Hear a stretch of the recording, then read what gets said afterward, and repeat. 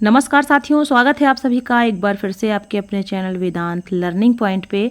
आज आप सभी के लिए डीएलएड सेकेंड ईयर के तीसरे प्रश्न पत्र शिक्षा में समावेशी एवं जेंडर मुद्दे के अंतर्गत इसकी पहली, दूसरी और तीसरी इकाई, तीनों इकाइयों से जो भी बहुविकल्पीय प्रश्न बनते हैं वो सब आपके लिए लेके आई हूँ। बहुत ही ज़्यादा इम्पोर्टेंट प्रश्न है। पिछले साल का जो पेपर आया हुआ था उसमें 5 प्रश्न आपके इसी बुक से आए हुए थे, तो मैं आज आपको ये सारे प्रश्न करवाने वाली हूँ। यदि आप चैनल पर नए हैं तो सब्सक्राइब जरूर करिएगा और सारे वीडियो जो भी पड़े हुए हैं इस पर प्लेलिस्ट बनाई है, वहाँ पर सारे वीडियो मिल जाएंगे, सारे के सारे अच्छे से देख लीजिए। यदि आप कोई भी क्वेश्चन बैंक नहीं खरीदते हैं और कोई भी पढ़ाई नहीं की है आपने अभी तक, आप यहाँ से अच्छे से 15-20 दिन पढ़ लेंगे तो आप अच्छे नंबरों से पास हो जाएंगे। आइए शुरू करते हैं। पहली इकाई है समावेशी शिक्षा, उसमें से 2 प्रश्न बने हुए हैं। पहला प्रश्न है आपका, भारतीय पुनर्वास अधिनियम कब पारित हुआ?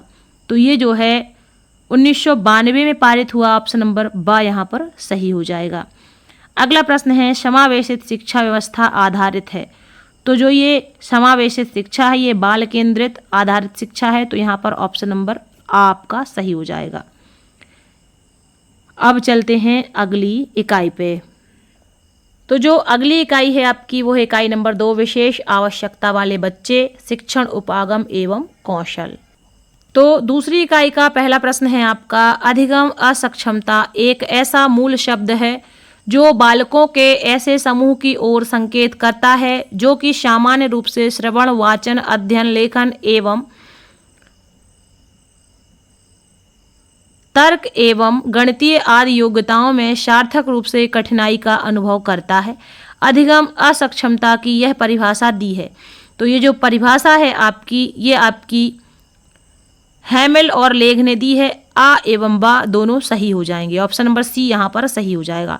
अगला प्रश्न है, ब्रेल लिपि में कितने बिंदु होते हैं? तो जो ब्रेल लिपि है उसमें 6 बिंदु होते हैं। ऑप्शन नंबर ए आपका सही हो जाएगा। अगला प्रश्न है, अबेकस का प्रयोग किस विषय में होता है? सभी जानते हैं गणित में होता है। ऑप्शन नंबर द यहाँ पर या डी सही हो जाएगा। अगला प्रश्न है यहाँ पर, अल्प मानसिक मंदित की बुद्धि लब्धि होती है। तो जो अल्प मानसिक मंदित होते हैं उनकी जो बुद्धि लब्धि होती है 50 से 70 डेसिबल तक होती है। ऑप्शन नंबर आ यहाँ पर या ए सही हो जाएगा। अगला प्रश्न है, जोड़ी मिलाना है। तो जो जोड़ी मिलेगी वो अधिगम निःशक्तता की मिलेगी किससे? डिस्ग्राफिया से।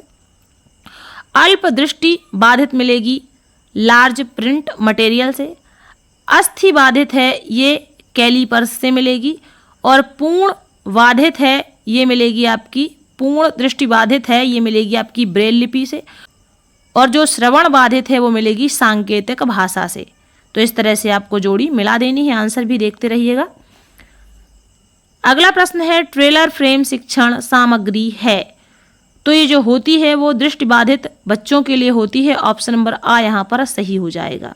ये जो प्रश्न है आपका प्रश्न नंबर 6, इसको एक वाक्य में उत्तर दीजिए। यहाँ भी पूछा जा सकता है। प्रश्न ऐसे आ सकता है कि ट्रेलर फ्रेम शिक्षण सहायक सामग्री किन के लिए होती है? तो आप लिख सकते हैं दृष्टिबाधित के लिए। यहाँ पर आपको 1 नंबर मिल जाएगा उसमें। अगला प्रश्न है, भारतीय पुनर्वास परिषद का मुख्यालय कहाँ है? तो ये दिल्ली में है। ऑप्शन नंबर बा यहाँ पर सही हो जाएगा। अगला प्रश्न है आपका कि डिसकैलकुलिया से तात्पर्य है। तो डिसकैलकुलिया का मतलब डिसकैलकुलिया, कैलकुलिया का मतलब क्या? कैलकुलेशन करना। सीधा ही समझ में आता है कि गणितीय कमी। अगर आप क्वेश्चन से भी आंसर निकालेंगे तो निकल आएगा आपका। ऑप्शन नंबर सी यहाँ पर सही हो जाएगा, गणितीय कमी। अगला प्रश्न है, निम्नलिखित प्रश्नों में रिक्त स्थान की पूर्ति दिए हुए विकल्पों से कीजिए। तो पहला यहाँ पे हो जाता है ब्रेल लिपि का विकास किसने किया? तो लुईस ब्रेल ने किया है। तो यहाँ पर आप लुईस ब्रेल लिख देंगे। लुईस ब्रेल सही हो जाएगा। अगला प्रश्न है, मानसिक मंदित बच्चे का बौद्धिक स्तर IQ कितना होता है? तो 70 से कम होता है मानसिक मंदित। वहाँ भी मैंने आपको बताया था 50 से 70 तक होता है। तो 70 से कम होता है, यहाँ पर आपका ये आंसर आ जाएगा। इसके बाद ब्रेल लिपि ज्ञान इंद्रिय पर आधारित है। तो जो ब्रेल लिपि है वो स्पर्श से छूकर पहचाना जाता है। तो यहाँ पर आपका स्पर्श आ जाएगा। ये 3 क्वेश्चन भी आपके कवर हैं। अगर रिक्त स्थान में आए तो आप ये लिख दीजिएगा। ये जो आपके बहुविकल्पीय प्रश्न आए हैं 5 के 5 आपके इसी में से आए हैं। मैं आपको डिस्क्रिप्शन में पेपर की लिंक दे दूंगी, उसमें भी आप चेक कर सकते हैं। अब चलते हैं अगली और अंतिम इकाई की तरफ। तो जो अंतिम इकाई है आपकी वो है इकाई नंबर 3, स्कूल, जेंडर एवं समाज। पहला प्रश्न है इसमें, पुरुषत्व का आशय स्त्री एवं पुरुष के मध्य पाए जाने वाले शारीरिक बनावट, विशेषताओं, गुणों एवं दायित्व संबंधी अंतर से है, जिसके द्वारा पुरुष एवं स्त्री वर्ग की पहचान पृथक पृथक रूप में होती है तथा उनकी सामाजिक प्रतिष्ठा में भी अंतर देखा जाता है। पुरुषत्व की यह परिभाषा दी है। तो जो पुरुषत्व की यह परिभाषा है ये आपकी किसने दी है? श्रीमती R.K. शर्मा ने। तो ऑप्शन नंबर बा यहाँ पर सही हो जाएगा। और ये प्रश्न आपका 2 नंबर में भी आ सकता है कि पुरुषत्व की परिभाषा दीजिए। ये बहुत वेरी इंपॉर्टेंट मान के चलिए, इसको बहुत ही ज़्यादा इंपॉर्टेंट क्वेश्चन है, इसको आप अच्छे से याद कर लीजिएगा। अगला प्रश्न है, पुरुषत्व का नकारात्मक पक्ष है, ये आपका आया हुआ था। तो जो पुरुषत्व का नकारात्मक पक्ष है वो है अधिकारों का दुरुपयोग। पुरुष को अधिकारों का दुरुपयोग नहीं करना चाहिए। ऑप्शन नंबर द यहाँ पर या डी सही हो जाएगा। अगला प्रश्न है, नारीवाद नारी सशक्तिकरण के लिए चलाए गए आंदोलन से संबंधित है, जिसमें नर एवं नारी की मानवजन्य असमानता को अस्वीकार किया गया है तथा यह सिद्ध किया गया है कि नारी व्यावसायिक, शैक्षिक, सामाजिक, आर्थिक एवं राजनैतिक सभी क्षेत्रों में पुरुष वर्ग से अच्छी भूमिका का निर्वहन कर सकती है। नारीवाद की यह परिभाषा दी है। तो जो नारीवाद की यह परिभाषा है ये प्रोफेसर S.K. दुबे ने दी है। ऑप्शन नंबर ए सही हो जाएगा। देखिए यहाँ पर भी नारीवाद की परिभाषा ही बहुत ही ज़्यादा इंपॉर्टेंट है, पूछी ही जाएगी, इसको भी अच्छे से आप याद कर लीजिएगा। यहाँ पे आपके 2 प्रश्न ये अलग से बन जाते हैं।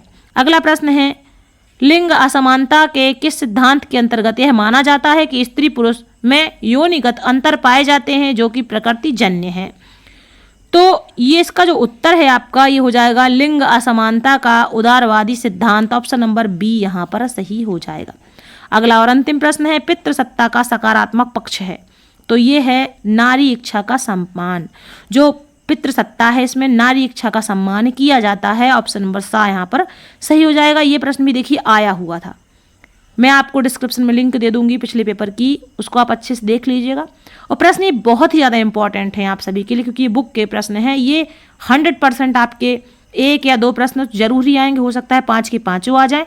साथ ही मैं अगले वीडियो में आपको जो प्रश्न बैंक है मेरे पास उसमें से बहुविकल्पी प्रश्न करा दूंगी। तब तक के लिए आप सभी का धन्यवाद। आप सभी का दिन शुभ हो।